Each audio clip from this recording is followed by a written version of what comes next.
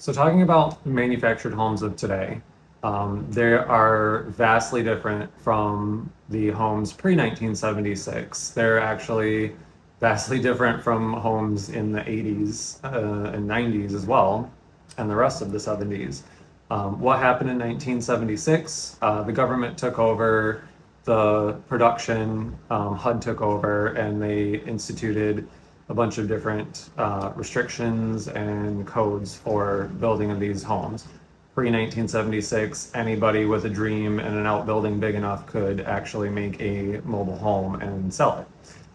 Now that doesn't happen anymore. They're very regulated. They have to be built to a certain standard.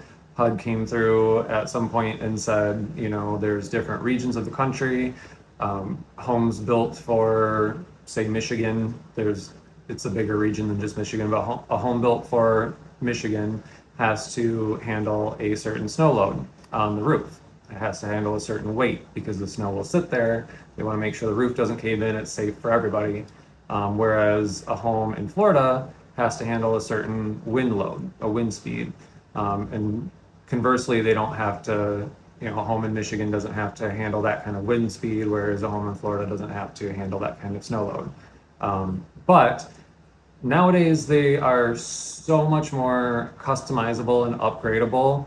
There's more base model ones where you have the vinyl wallboard with the strips, 2x4 exterior walls, 312 pitch roof. You can upgrade them to 2x6 exterior walls, full sheetrock through the home, and a 512 pitch roof.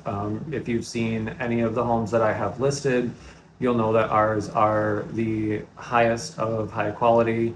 We always have the 2x6 exterior wall construction, the 512 pitch roof for various reasons. It's more efficient with energy and it lasts longer. There's a lot of different things that I won't get into as to why we do that. But we also do have some really charming upgrades too on some of our homes where we have covered porches, covered back decks, things like that, all a part of the home. They do come that customizable. Honestly, there's different cabinet colors, different cabinet styles, flooring, all that kind of stuff. You can customize it all up if you were to order one yourself. They really feel like a home instead of a manufactured home. They're big, they're spacious, modern layouts. They have residential size appliances, all that stuff nowadays.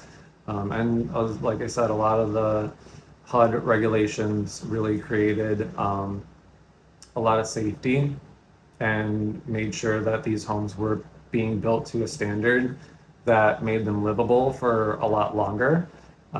Even there's been improvements since the 80s and 90s. The 90s, they didn't really have full drywall homes. I mean, they kind of did, I think some of them did, but not a ton. That was pretty much an aftermarket upgrade. And then even in the 80s, the pitched roofs didn't really come out until the 80s. In the late 70s, early 80s, they were typically rounded or flat roofs. So there's a big difference there. Things change.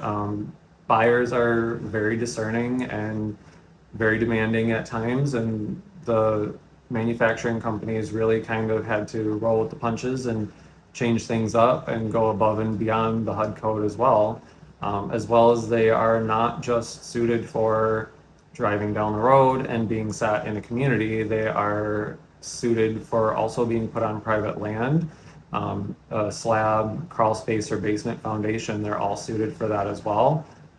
They can also accommodate a poured pier foundation like we do in communities up here in the Midwest region.